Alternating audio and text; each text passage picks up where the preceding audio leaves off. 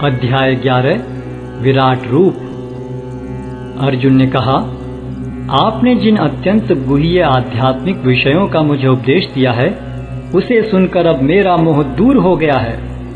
हे कमल नयन, मैंने आपसे प्रत्येक जीव की उत्पत्ति तथा लय के विषय में विस्तार से सुना है और आपकी अक्षय महिमा का अनुभव किया है। हे पुरुषोत्तम, हे परमेश्वर, यद्यपि आपको मैं अपने समक्ष आपके द्वारा वर्णित आपके वास्तविक रूप में देख रहा हूँ, किंतु मैं यह देखने का इच्छुक हूँ कि आप इस दृश्य जगत में किस प्रकार प्रविष्ट हुए हैं। मैं आपके उसी रूप का दर्शन करना चाहता हूँ। हे प्रभु, हे योगेश्वर, यदि आप सोचते हैं कि मैं आपके विश्व रूप को देखने में समर्थ हो सकता हूँ, तो कृपा करके मुझे अपना असीम विश्व रूप दिखलाइए। भगवान ने कहा, हे अर्जुन, हे पार्थ, अब तुम मेरे ऐश्वर्य को सैकड़ों हजारों प्रकार के दैवी तथा विविध रंगों वाले रूपों को देखो। हे भारत, लो, तुम आदित्यों, वसुओं, रुद्रों, अश्विनी कुमारों तथा अन्य देवताओं के विभिन्न रूपों को यहाँ देखो। तुम ऐसे अनेक आश्चर्यमय रूपों को देखो जिन्हें पहले किसी ने न तो कभी देखा है न सुना है। हे अर्जुन, तुम जो भी देखना चाहो उसे तत्क्षण मेरे इस शरीर में देखो। तुम इस समय तथा भविष्य में भी जो भी देखना चाहते हो उसको यह विश्व रूप दिखाने वाला है। यहाँ एक ही स्थान पर चर अचर सब कुछ है, किंतु तुम मुझे अपनी आंखों से नहीं देख सकते, अतः मैं तुम्हें दिव्य आंखें दे रहा हूँ। अब मेरे योग ऐश्वर्य को देखो। संजय ने कहा, हे राजा, इस प्रकार कहकर महायोगेश्वर भगवान ने अर्जुन को अपना विश्व रूप दिखलाया। अर्जुन ने उस विश्व रूप में असंख्य मुख, असंख्य नेत्र तथा असंख्य आश्चर्य में दृश्य देखे।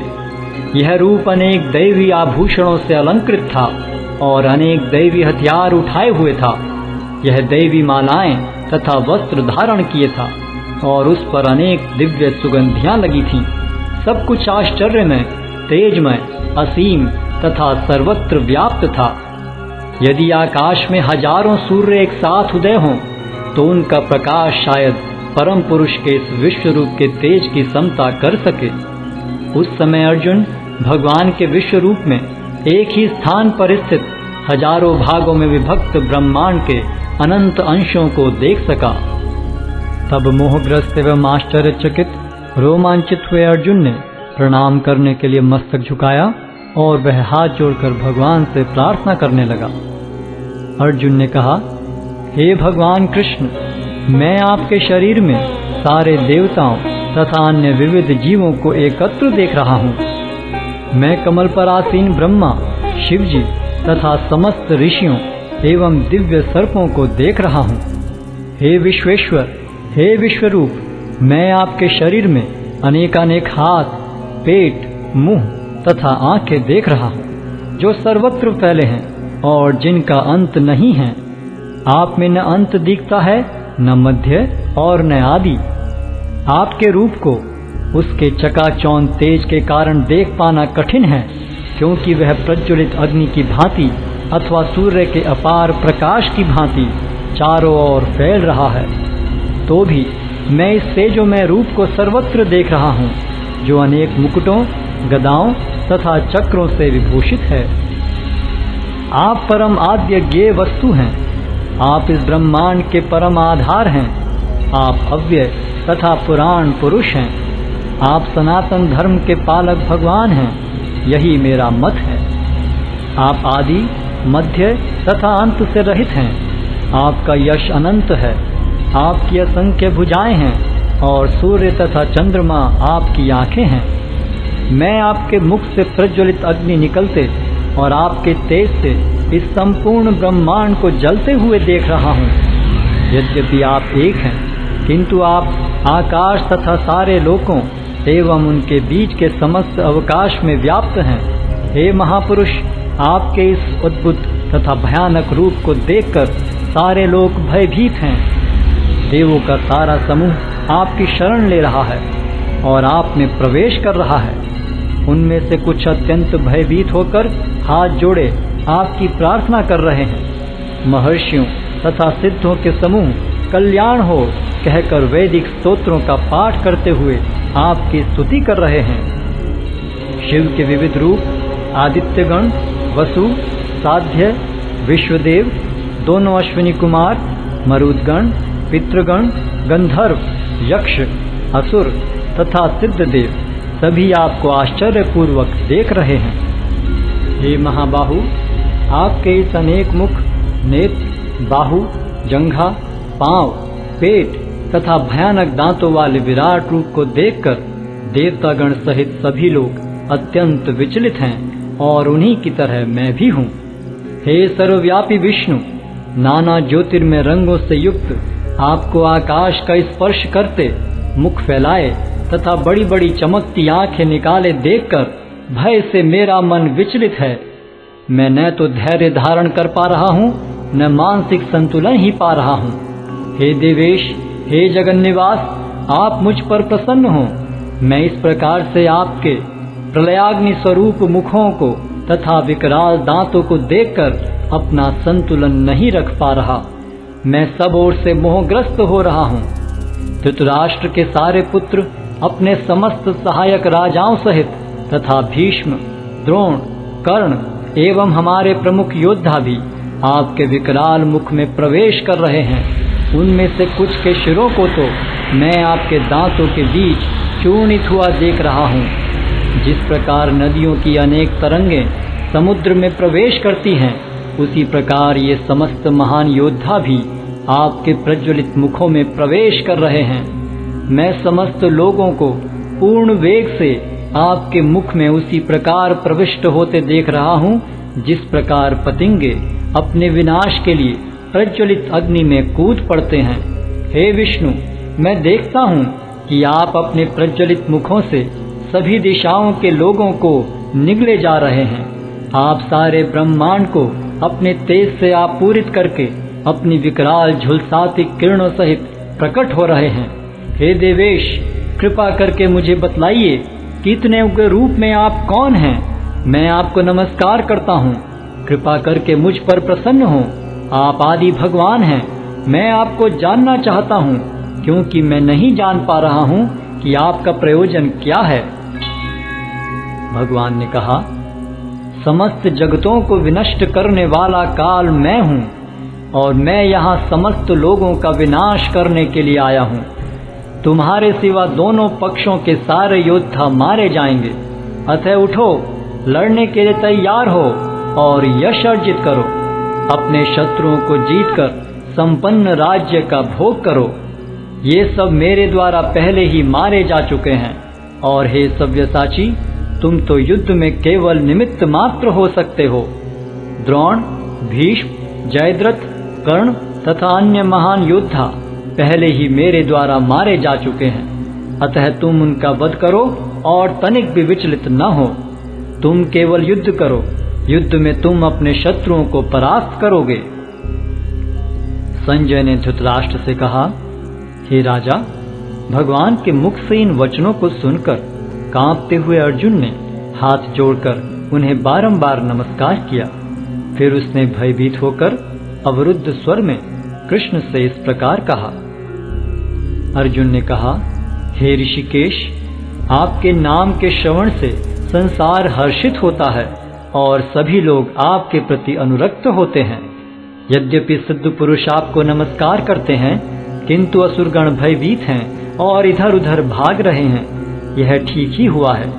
हे महात्मा, आप ब्रह्मा से भी बढ़कर हैं। आप आदि सृष्टा हैं, तो फिर वे आपको सादर नमस्कार क्यों न करें। हे अनंत, हे देवेश, हे जगन्निवास, आप परम स्रोत, अक्षर, कारणों के कारण तथा इस भौतिक जगत से परे हैं। आप आदि देव, सनातन पुरुष तथा इस दृश्य जगत के परम आश्रय हैं। आप सब कुछ जानने वाले हैं और आप ही वह सब कुछ हैं जो जानने योग्य है। आप भौतिक गुणों से परे परम आश्रय हैं। हे अनंत रूप, यह संपूर्ण दृश्य जगत आपसे व्याप्त है।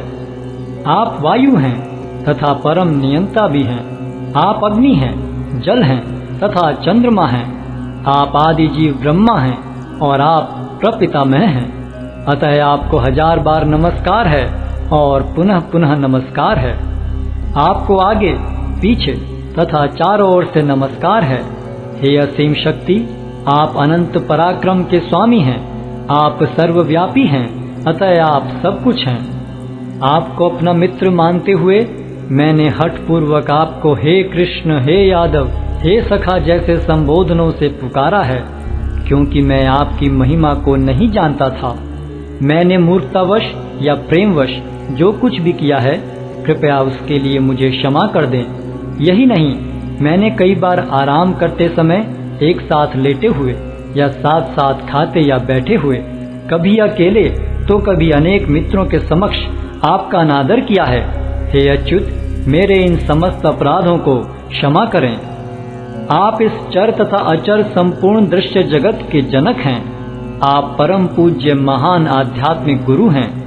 न तो कोई आपके तुल्य है, न ही कोई आपके समान हो सकता है। हे अतुल शक्ति वाले प्रभु, भला तीनों लोकों में आपसे बढ़कर कोई कैसे हो सकता है। आप प्रत्येक जीव द्वारा पूजनीय भगवान हैं। अतः मैं गिरकर सादर प्रणाम करता हूँ और आपकी कृपा की याचना करता हूँ। जिस प्रकार पिता अपने पुत्र की ठिठाई सहन करता है, या मित्र अपने मित्र की घृष्टता सह लेता है, या प्रिय अपनी प्रिया का अपराध सहन कर लेता है, उसी प्रकार आप कृपा करके मेरी त्रुटियों को सहन कर लें। पहले कभी न देखे गए आपके इस विराट रूप का दर्शन करके मैं पुलकित हो रहा हूँ, किंतु साथ ही मेरा मन भयभीत हो रहा है। अतः आप मुझ पर कृपा करें और हे देवेश, हे जगन्निवास, अपना पुरुषोत्तम भगवत स्वरूप पुनः दिखाएं। हे विराट रूप, हे सहस्त्रभुज भगवान, मैं आपके मुकुटधारी चतुर्भुज रूप का दर्शन करना चाहता हूँ, जिसमें आप अपने चारों हाथों में शंख, चक्र, गदा तथा पद्म धारण किए हुए हों। मैं उसी रूप को देखने की इच्छा करता हूँ। भगवान ने कहा, हे अर्जुन, मैंने प्रसन्न होकर अपनी अंतरंगा शक्ति के बल पर तुम्हें इस संसार में अपने इस परम विश्व रूप का दर्शन कराया है। इसके पूर्व अन्य किसी ने इस असीम तथा तेजोमय आदि रूप को कभी नहीं देखा था। हे कुरुश्रेष्ठ, तुमसे पूर्व मेरे इस विश्व रूप को किसी ने नहीं देखा, क्योंकि मैं न तो वेदाध्ययन के द्वारा, न यज्ञ, दान, पुण्य या कठिन तपस्या के द्वारा इस रूप में इस संसार में देखा जा सकता हूँ। तुम मेरे इस भयानक रूप को देखकर अत्यंत विचलित एवं मोहित हो गए हो। अब इसे समाप्त करता हूँ। हे मेरे भक्त, तुम समस्त चिंताओं से पुनः मुक्त हो जाओ। तुम शांत चित्त से अब अपना इच्छित रूप देख सकते हो। संजय ने धृतराष्ट्र से कहा। अर्जुन से इस प्रकार कहने के बाद भगवान कृष्ण ने अपना असली चतुर्भुज रूप प्रकट किया और अंत में 2 भुजाओं वाला अपना रूप प्रदर्शित करके भयभीत अर्जुन को धैर्य बंधाया। जब अर्जुन ने कृष्ण को उनके आदि रूप में देखा तो कहा, हे जनार्दन, आपके इस अति सुंदर मानवीय रूप को देखकर मैं अब स्थिर चित्त हूँ और मैंने अपनी प्राकृत अवस्था प्राप्त कर ली है। श्री भगवान ने कहा, हे अर्जुन, तुम मेरे जिस रूप को इस समय देख रहे हो, उसे देख पाना अत्यंत दुष्कर है। यहाँ तक कि देवता भी इस अत्यंत प्रिय रूप को देखने की ताक में रहते हैं। तुम अपने दिव्य नेत्रों से जिस रूप का दर्शन कर रहे हो, उसे न तो वेदाध्ययन से, न कठिन तपस्या से, न दान से, न पूजा से ही जाना जा सकता है। कोई इन साधनों के द्वारा मुझे मेरे रूप में नहीं देख सकता। हे अर्जुन, केवल अनन्य भक्ति द्वारा मुझे उस रूप में समझा जा सकता है जिस रूप में मैं तुम्हारे समक्ष खड़ा हूँ, और इसी प्रकार मेरा साक्षात दर्शन भी किया जा सकता है। केवल इसी विधि से तुम मेरे ज्ञान के रहस्य को पा सकते हो। हे अर्जुन, जो व्यक्ति सकाम कर्मों तथा मनोधर्म के कलमश से मुक्त होकर मेरी शुद्ध भक्ति में तत्पर रहता है, जो मेरे लिए ही कर्म करता है, जो मुझे ही जीवन लक्ष्य समझता है और जो प्रत्येक जीव से मैत्री भाव रखता है, वह निश्चय ही मुझे प्राप्त करता है।